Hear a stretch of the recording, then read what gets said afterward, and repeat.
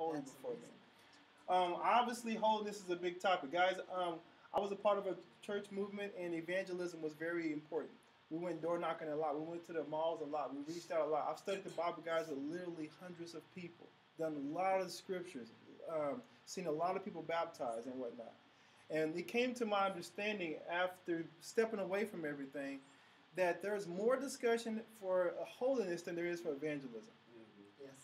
And that tripped me out because where I was from, there's more discussion for holiness than for evangelism. Oh. So, because where I came from, it was all about go share your faith, go make a disciple, go, we're gonna grow, and it was more like, it felt like a business almost, and it felt like you're trying to build a business and then make another business, and I didn't want to say that, but I didn't see that for years. But here's the thing: if you're holy, that naturally happens. Right. Like people are eating. Y'all eating together, sharing together. There's a spirit of holiness. People are like, wow, I wanna. Y'all loving each other. They'll recognize you by your love. Like you didn't share your faith with them. Like we just see something different with them. Yes. So holiness is a huge thing, and I actually started writing a book many years ago on that because it hit me so hard, and I put that on pause for now. But that was a big issue for us. Does being religious equal being holy? No. It's something that my mom told me. You know, that it really stuck. You know what I mean? She said, you don't even have to say anything. Like, especially when it comes to the Torah. Like, that's something that rings my bell. Like, the principle, how he says it's a protection for you. It's a guideline to teach you how to live, because a person who doesn't adhere to the Torah, they can see you and they'll have that feeling that you said, what is it about them? What are they doing that I'm not doing? Right. And you don't have to say a word. Right. You don't have to be like, oh, you don't have to evangelize like you say. Yeah. They will notice it, and this will convict them. Yeah. You know what I mean? Absolutely. Like, it's nothing you have to say. That's why he says to guard it.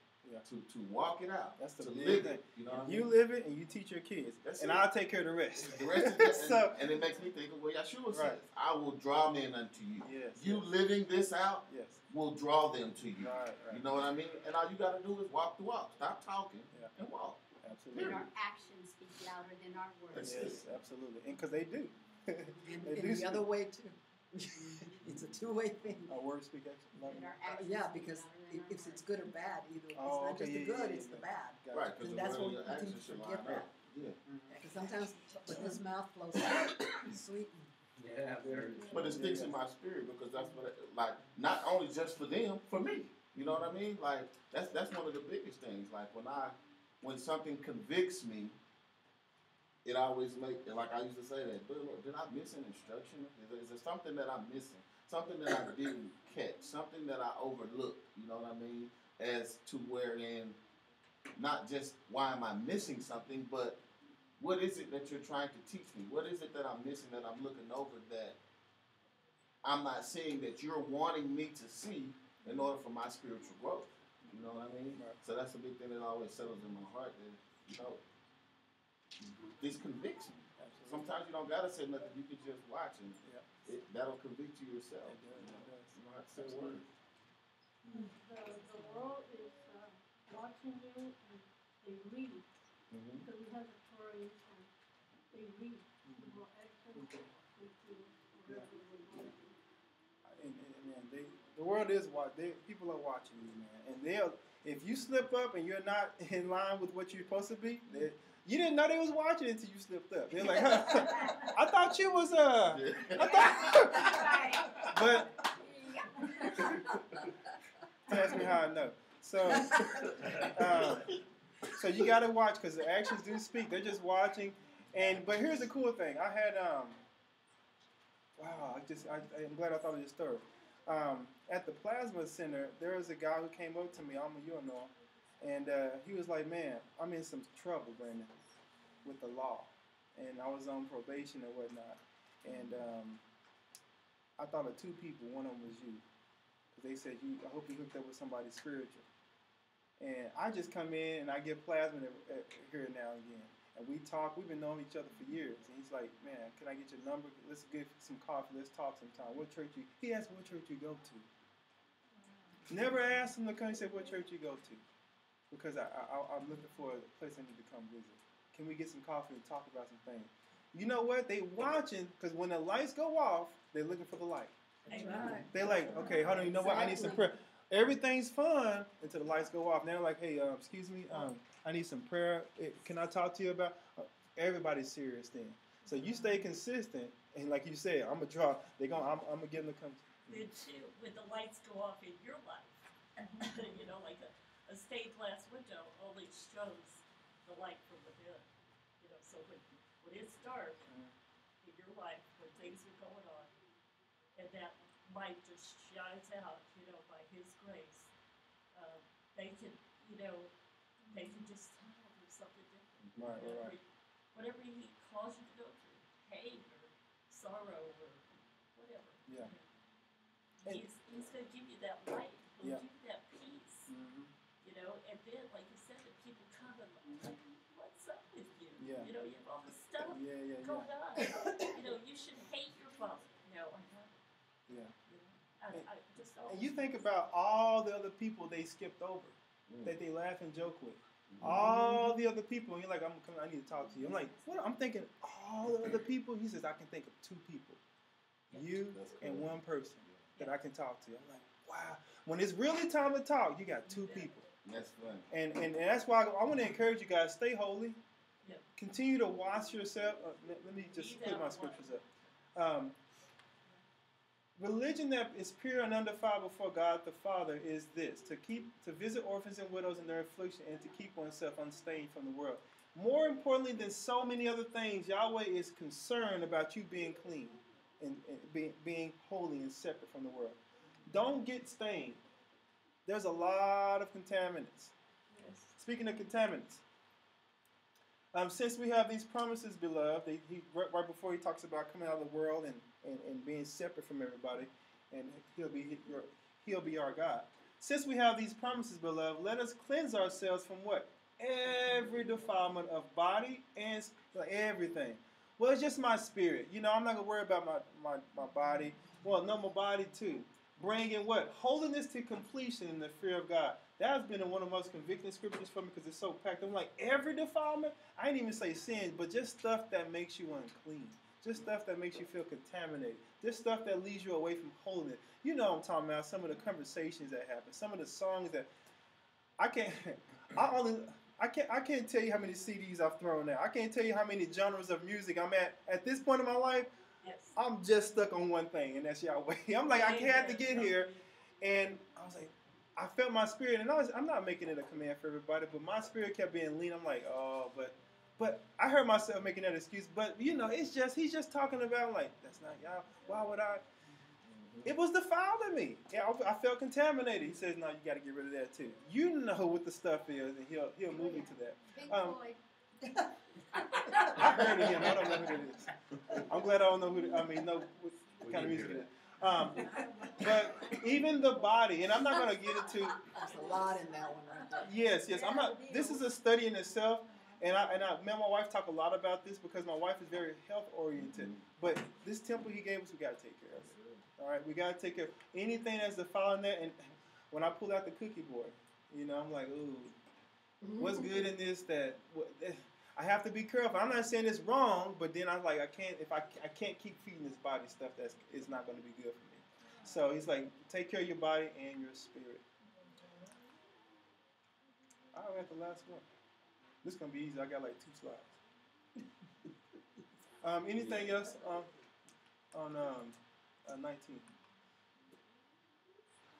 You know, when you talk about the body, the older you get, the more that catches up with you. You know, if you have had a lifestyle of eating the wrong things, then you know you have to either change your lifestyle or suffer consequences. Yes. And so if we can teach our kids, you know, that's why I really respect your wife, you know, because you teach your children to eat the right thing, to eat real food. Yeah. And you know, my husband's favorite thing is, did God make it? You know, if God made it, it's probably okay to eat. Oh, okay. And all these preservatives and all this Yeah. stuff that we use. Yeah. Can it? one conversation my wife and I had is, what tree does that grow from? So if it's a natural thing.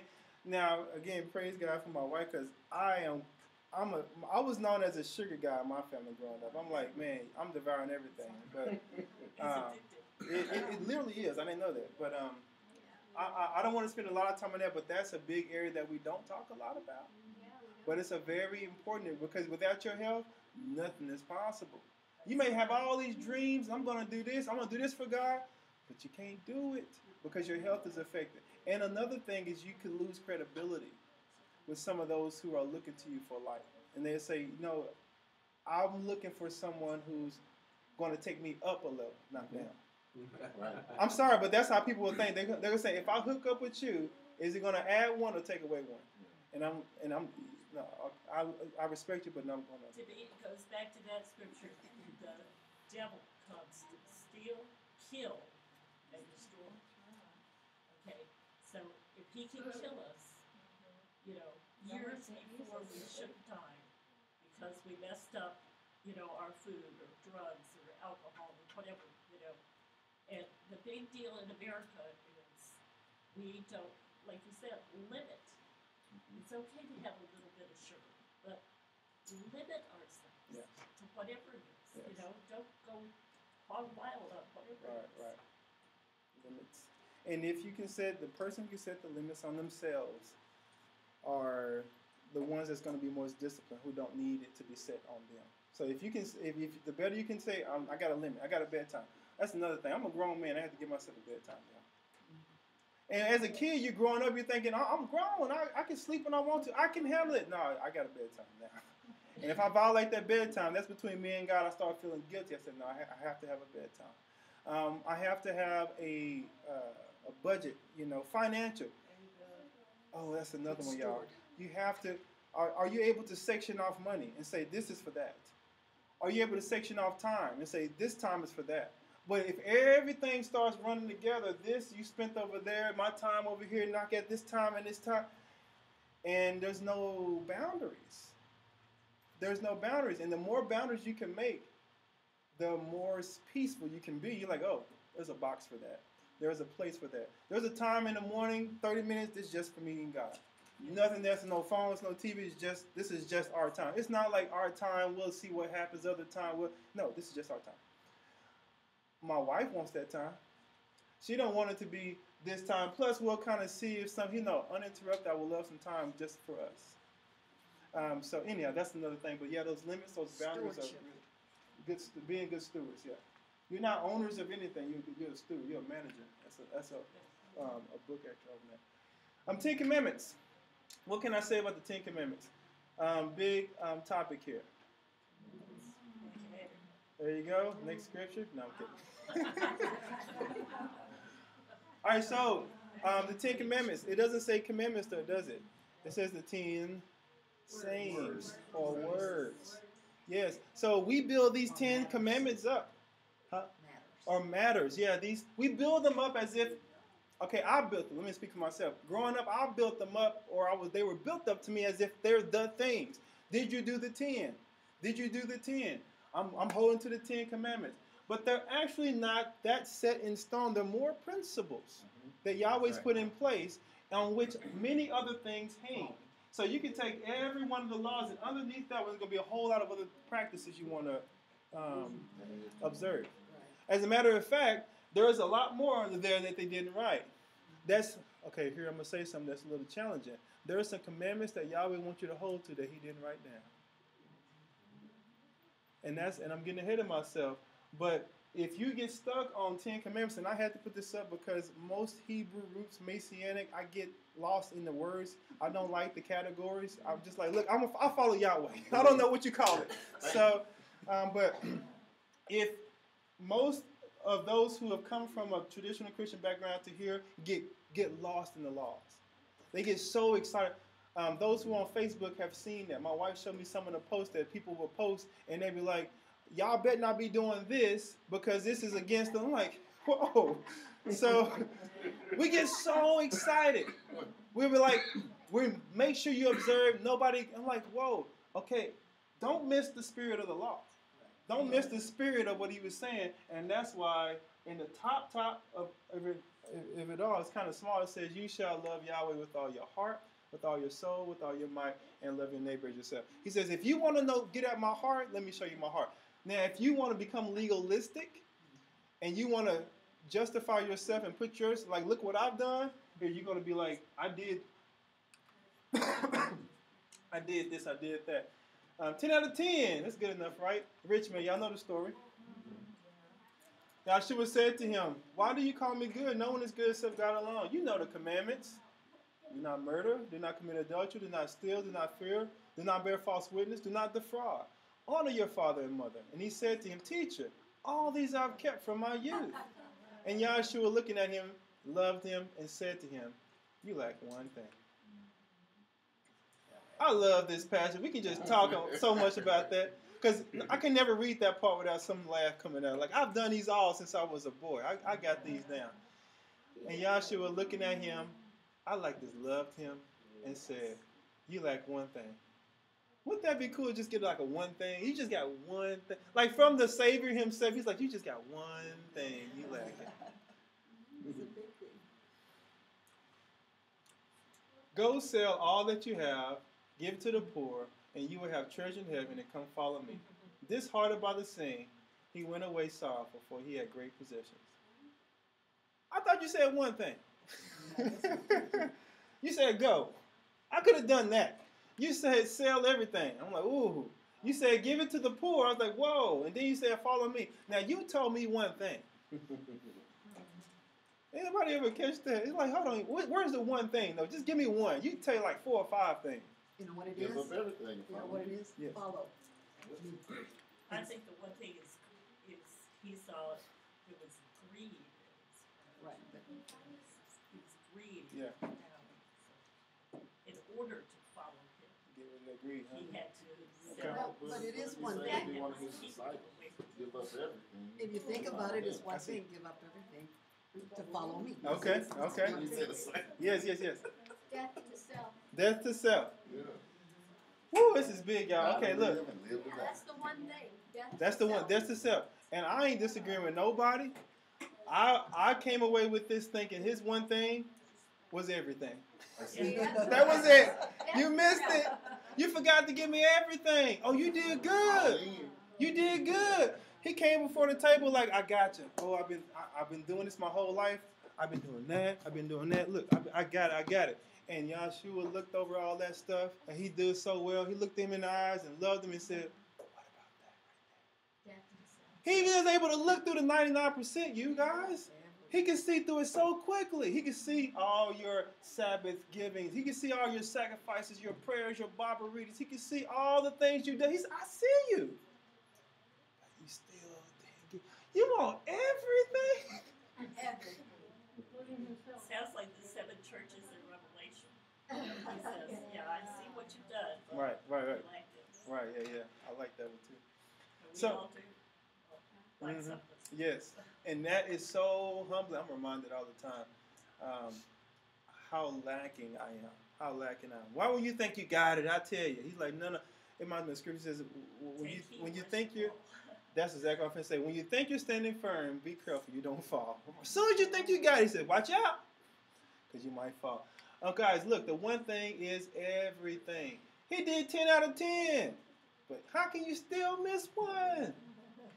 How can you get 10 out of 10 and still be lacking? I love it that Yahshua didn't challenge him on one of those things. He said, that's cool. But the thing you asked me to do wasn't even on a list. It is. It wasn't on, I get that. You mentioned the 10, I did all of those. That's not on the list. And guys, I want to caution you, because if you're not careful, you can jettison your mind and just start following the rules. Jettison, it's a boating term. When your boat is about to sink over, they start throwing stuff over. You can jettison your mind and just say, look, I'm just going to just do, okay, I'm here on Sabbath. I want to make sure I don't work. Don't work. We don't work. We don't ever, no. We don't eat, to have pork. There's no pork. I'm glad you got the pork thing down. I got it all. We don't mix don't touch the fabric. But he said, look, you're missing it. You're missing it. You didn't give me it all. You're not loving me. You're not loving the others. In Second Chronicles, it says, for the eyes of Yahweh. What is Yahweh after? Run to and fro throughout the whole earth to get strong support to those whose heart is whole toward him. What is he looking for? Perfect rule followers. No. He says, I'm looking for whole hearts towards me. I'm looking. Why is he looking? I can't find that many. I'm like, okay, I'll come back again. Let me try this again. Hear, O Israel, Yahweh is one. You shall love Yahweh your God with all your heart. He's after your hearts, y'all. Guys, don't leave here and get a good point about being holy. Don't leave here and get a good point about being more religious in some area if you miss your heart. Aren't the commandments enough? But seek first his what? And his righteousness. That's so vague and open. You're like, just tell me what to do. You don't say you what to do. You just say seek his kingdom. Where is it? Exactly. So figure it out. Go seek his kingdom. Where is his right? What is it? Righteousness. Figure out what that means too while you're at it. Go seek it. See, Yahweh's looking for a heart that's hungry and longing for him. Not a rule follower. I got the, I forgot how many, 613. I got it. I've been following. Of course, I broke a couple, I'm trying to, but he says, no, I'm looking for a looker. I'm looking for a seeker. 1 Samuel. But now your kingdom shall not continue. Yahweh has sought out a man after his. I got a man now. Because I've been looking for him. Because whose righteousness are you looking for? Whose righteousness? God, Yahweh? His righteousness, Yes. not ours, because the rule keeper is our righteousness. His righteousness is different from ours. Absolutely. And another thing I want to say here on this righteousness stuff, but seek first his kingdom and his righteousness. When you find yourself or others saying, well, what's wrong with, you start to step in some very dangerous territory. Why? Because it never told you to seek out what's wrong with. It only told you to seek out what's right. When you ask yourself, guys, I was convicted this morning doing this. I was like, no, that was fine. That was okay. And I had to ask myself, I said, but what was right with it? It wasn't right. Okay? It wasn't. It's a clear standard. When you talk about what's right with something, instead of what's okay with something, what's permissible, that's a standard, yes. And your spirit knows, like, no. I did college ministry, and I so often heard the club, and can go here. Okay, what's wrong with going to the club? But here's the other one, right? What's right about it? What's right about it? How does this help you to be more holy, blameless, and at peace with him? You talk to me about that one, and I never can get a response. But there's some things that you just can't do with that mindset. Ephesians 5, walk as children of the light, and try to discern what is pleasing to the Lord. It says, try to figure out what's pleasing to God. If you're married, this is what you learn to do. I'm going to try to figure out what pleases my wife. I can't tell you how many things I bought and I missed it. I'm like, man, I wish my wife was here. Because recently, I think it was like the last 2 months, everything I bought, like, no. I bought her a plant that looked like a cactus, and I thought it was cool. I thought it was great. And no, it wasn't it. Anyhow, I bought some stuff. I was trying. But you know what? It goes further than law, though, right? There is no law in love. It's like, hey, I'm just going to figure this out. I want to figure out how I can please you. Is your life consumed with thinking about how can I please Yahweh? What can I do today? Just put a smile on his face. It says delight yourself. I just, man, he's going to be so good. Oh, it's going to be so good. He's going to love this. Sometimes, guys, we spend more time pleasing a significant other than we do Yahweh. We spend more time thinking about how we can impress them than we do Yahweh. Because they're right in front of us and we feel it and we see it more. He said, no, but what about my God? It's going to be good. He's going to love this. Not everyone who says to me, Lord, Lord, will enter the kingdom of heaven, but the one who does the will of my Father who is in heaven. He's not even after laws no more. He says, what's my will? If you've gotten to know him well enough, you're like, he don't like that. I know that he can't think of the scripture, but I know that ain't Yahweh. He ain't gonna like that. I know what he really wants. And my last scripture, Matthew 9, he said to them, talking about divorce, because of your hardness of your heart, Moses allowed you to divorce your wives, but from the beginning it was not so. Not a conversation on divorce, but Yahshua, the Messiah, he went back to, he says, let me tell you how it was in the beginning, because this is how I want it to be. I'm not caught up on trying to figure out what law did I break or not break. I only want to know, how did he originally want this thing? Every single thing I do, well, it didn't, there's no law that says I can or cannot, but what do you think he wants? Remember, people did not enter, I guess I need to put that up there. They didn't enter because they said they didn't do his will. Yeah, not everyone who says, Lord, Lord, will enter. Only those who do the will of my Father. But we ate with you, we drank with you, we prophesied, we taught in our streets. But did you do what I wanted you to do? So look, I'm not after the 10 Commandments. I'm not after the 613. Those are what you will do. I am after what your heart is and what you want. I want to close with that. A lot of you guys have been asking. So on my allforyah.com. So I already put the study up here. So just like you see it, you'll be able to click on there. And on the videos, you'll see the video as well. When I get a chance to put that up there. But this one's already up there. That's it. If any other comments? It's all good. Good. Well, thanks for y'all time and excitement. Very good studying with that. I want to close out in prayer if there's not anything else, and I guess we'll be dismissed unless there's any other announcements. All right. Mr. Bruce, would you mind closing? The women's meeting. Mr. Bruce, would you mind closing in prayer? It's next. Next All right. Out of reverence for Yahweh, we're going to go to him in prayer.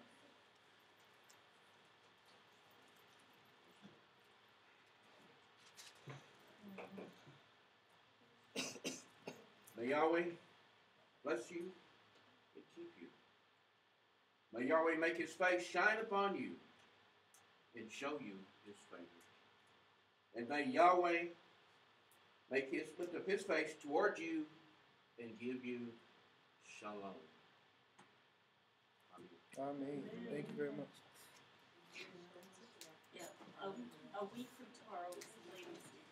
At 3 o'clock. Okay. Very good. Sunday? Sunday. Okay. And tomorrow at 1:30 is Hebrew. All right. Don't forget Hebrew. Hebrew.